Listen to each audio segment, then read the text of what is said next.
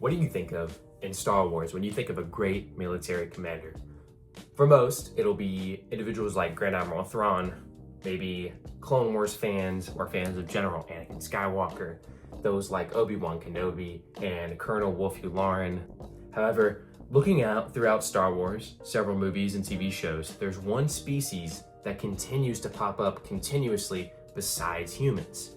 Look to the Rebel Alliance. Those might think of General Dodonna, Harrison Dula, brilliant military minds and tactical commanders. However, one shines above the rest. That is the Mon Calamari.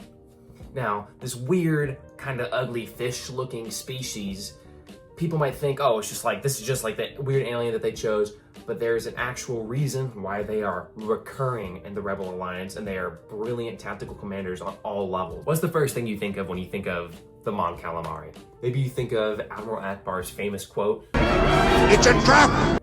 Maybe you think of the MC series star cruisers or the Nebulon B frigates that many Mon Calamari were found in command of. Maybe you think of the Battle of Scarif, or more particularly, the Battle of Endor. So the big question is the why. Why are so many Mon Calamari brilliant tacticians? Is it because they built the ships? Is it because of just luck? Is it a species genetic thing? Well, to get into that question, let's first look at where they're from. The Mon Calamari hail from the planet Mon Cala, obviously an ocean world covered almost fully in water. Their cities are underwater, their travel is underwater, and their daily lives happen in a fully three-dimensional environment. And that matters a lot, because think about it. When you think of the vast expanse of outer space, left, right, the two directions in our world, up and down, right? This can only be similar and simulated by the ocean, because humans, like us, we can only think in two dimensions. We can only think, push towards this objective, fall back, and in the more recent times, possible aerial expansion, and obviously maybe a little bit of outer space one day, but we understand height, but our instincts are fully built around what is surrounding us, our surfaces, ground, roads, the floor, full-on battlefields. But even naval warfare in Earth is fought on the surface of the ocean in two directions. Of course, with some exceptions, not all Mon Calamari are going to be brilliant commanders, because not every single person is good at walking or what have you. So, but I will say there is a very obvious biological answer that we're going to get into on why Mon Calamari are very good tacticians. This is a pattern. So the Mon Calamari aren't just prevalent in the Rebel Alliance, they're also prevalent in other forms of naval leadership. Of course, this makes sense culturally too. As I previously mentioned, the Mon Calamari MC-80 class bulk freighters were essential to the Rebel Alliance's push against the Empire. These ships weren't originally designed as warships, though. They were originally made to be luxury civilian vessels and exploration vessels that were retrofitted for combat later on. And as I also said, bulk freighters, as we can see in the civilian transports, I forget their classification specifically, but the civilian transport that we're seeing evacuating Hoth. Now, this tells us something important. Mon Calamari already had like a really advanced understanding of the naval engineering long before they were, fighting with the Rebel Alliance. Like I said earlier, underwater combat, things like that. These were designed for a very similar environment to outer space. We look in the famous Star Wars outer space battles, and movement is happening from all directions. If you look at the Battle of Coruscant, for example, there's an overhead shot where ships are on top of each other. There's levels to the battlefield. Vertical positioning is essential. There's turbo laser bombardment that's possible from the vertical side that gives you an utmost advantage.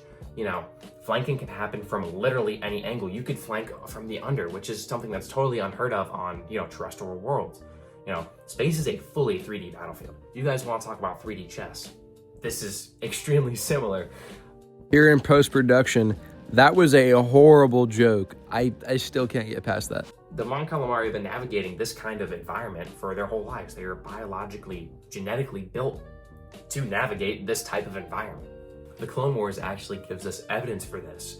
Let's look back to the Clone Wars arc that was in Mon Cala. It involved Kit Fisto, Padme, Anakin, and King Char, in which they were fighting an underwater war against the Separatist alliance led by Separatist, leader Riff Tamson. And there's several footage which I'll throw right here. What's fascinating about these battles is just how chaotic they are. There's things going on everywhere. The Separatist underwater droids are attacking from multiple angles. There's no stable ground. There's no fixed orientation.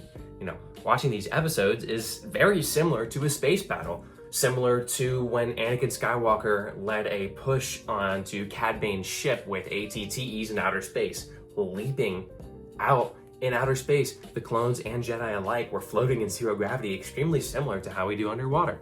The tactics that are required in underwater warfare are extremely similar to what fleet commanders would need in orbital combat. There are multiple layers of movement. Individuals like Admiral Ackbar are built and just have so much experience underwater that they have incredible spatial reasoning. They are able to look at the multiple layers, understand where things are coming from, understanding where things could come from, what's logical and what's not. There are actually examples of this in the real world. There are different connections all throughout Star Wars that can be connected to the real world. For example, the way NASA trains astronauts. Before astronauts actually perform spacewalks, they spend countless hours in gigantic, deep underwater pools practicing movement and tasks. Now, one might ask, well, why is that? Is it really that hard to just hop into outer space and just start moving? Well, it actually helps people adjust to weightlessness. One human is not familiar with the feeling of having no control over their environment. So for astronauts to get used to this, they must acquire this understanding of how they must feel while being underwater in a zero gravity type of situation. Now, of course, water has a different density to outer space, but like I said, this is as close as we can get on Earth to outer space. Now, in the beginning of the video, the first brilliant naval commander that pretty much everybody thinks of is the Imperial Grand Admiral Thrawn, Chiss leader from the unknown regions. Now, like I said, everyone thinks, oh, like Thrawn's a brilliant commander. He's pretty much extremely similar to a human. I mean, besides like his skin and his eyeballs, he's just like me and you. Well, probably a little bit smarter too, but think about it. One might say, if underwater life creates better fleet commanders, then why aren't all fleet commanders Mon Calamari or Corrin or underwater dwelling species like the Nautilans? Why is Grand Admiral Thrawn miles above pretty much anybody? I mean, in the Thrawn trilogy, Thrawn refers to Ackbar multiple times as someone who is a talented commander nonetheless, but many levels, or at least a few levels below him. Now, this is arguably one of the greatest naval strategists in galactic history, and that's true, but I would argue that this actually, in a way, supports this strategy. Thrawn is an exceptional commander because of his early experience. If we look back onto his early life, he spent years in academy training, years doing all that crazy stuff. You know, he spent so much time in outer space, so much time just being a bridge officer, you know, just like doing mundane things like civilian transports and shipping tasks and things like that early on in his life. Now, he had to learn strategy, he had to learn space. He spent most of his life in space. So similarly to the Mon Calamari, he is used to that environment because that's kind of where he was his whole life. So the argument could be made that, you know, one human or one of any other individual with enough time in space is, you know, able to adapt similar to a Mon Calamari. Now, while that is true, that still points to the fact that the Rebel Alliance needed leaders. They needed brilliant leaders. Most humans, you know, like I said, General Dodonna, great commander. Hera Syndulla, great commander. Now, but what I will say is the Mon Calamari were not only easy to find because, you know, after the raiding of Mon Cala by the Empire, raiding in a way, the Mon Cala rebelled, and like I said, this was a quick, smart commander. They were everywhere, and they were great. So, think about it. Would you rather have someone who's brilliant, but looks like a fish, or have someone who needs time to learn and is a little bit more handsome? Lastly, let's point to a little bit more evidence. Most people remember Admiral Ackbar and pretty much the entire Mon Calamari species from his famous line that I put in the video. It's a trap, right? Now, what I will say is, Admiral Ackbar's influence on the biggest battle for the Rebel Alliance and also the Empire, the Battle of Endor. You could throw in Jakku in there or Yavin, very important things, but Endor is, for the most part, what sealed the deal for the Rebel Alliance, I would say, is that the Imperial Star Destroyers were already in position. The Imperials had an absolute advantage over the Rebels. I mean, 1000%. I mean, they have the numbers, they have the technology, they have the manpower. I mean, come on, like they're total advantage, right? Now, the Rebels are trapped between the Empire's fleet and a fully operational battle station, right? The Death Star 2, gigantic, huge turbo laser. But Ackbar looks at this and he immediately adapts. instead of ordering retreat, which is what most people would do, I mean, even maybe some other Mon Calamari would do, you know, because we can't expose our ships to this extreme firepower, he makes a huge tactical decision. He actually closes the distance with the Imperial fleet. Now, at first that sounds really counterintuitive. Why are we moving closer to this huge threat against us?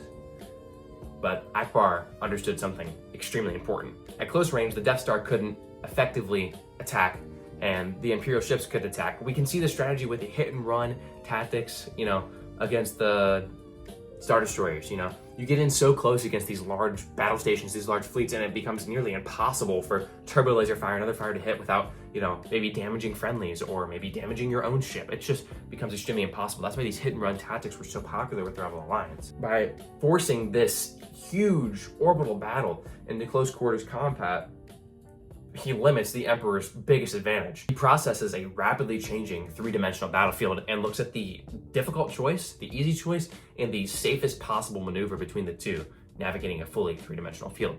Ackbar wasn't just a stunning, perfect example of a brilliant Mon Calamari commander, but he's demonstrating the exact kind of tactical brilliance and awareness that may explain why Mon Calamari is so effective in space combat. All right, so everybody, that was my first kind of video essay type of video. Really hope you guys enjoy. I do have a script behind me, so you might see my eyes going like this, but you know, I really hope you guys enjoyed it. I'm trying to move more into just like informational videos because this is kind of stuff I like talking about, just lore and things like that. I've had this idea for a while and I just never got around to recording the video. So as always, hope you guys enjoyed. As always, my name is Arjun. Hope you guys have a great day. Peace.